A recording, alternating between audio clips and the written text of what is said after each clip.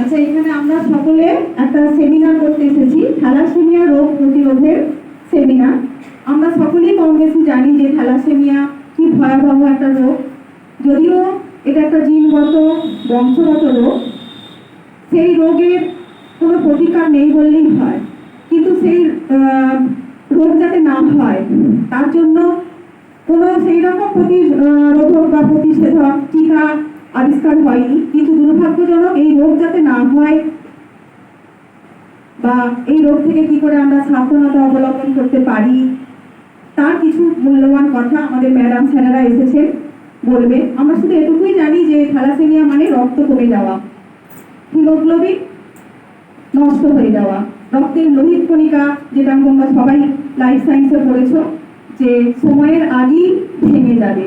বা লোহিত কণিকার একটা গুরুত্বপূর্ণ প্রোটিন হচ্ছে হিমোগ্লোবিন। সেই হিমোগ্লোবিন যদি শরীরে তৈরি না হয় তাহলে কি হয়? রক্তাল্পতা হবে, শরীর ফ্যাকাসে হয়ে যাবে, ঝিমঝিম করবে, হাড়ের ক্ষয় হবে, এমনকি মারণ রোগও বলা যেতে পারে। প্রত্যেক রোগীকে অর্থাৎ থ্যালাসেমিয়ায় আক্রান্ত যে ছেলে বা যে ছেলেটি বা মেয়েটি, তাদেরকে 2 মাস 3 মাস ছাড়া ছাড়া রক্ত দিতে হবে, কিন্তু সেই রক্ত থাকবে না, আবার দিতে হবে। হ্যাঁ, একেবারে ভয়াবহ মারণ রোগ। সেই বিষয় সম্পর্কে কিছু কথা আমাদের স্যারেরা ম্যাডামরা বলবে, আরো ভালো করে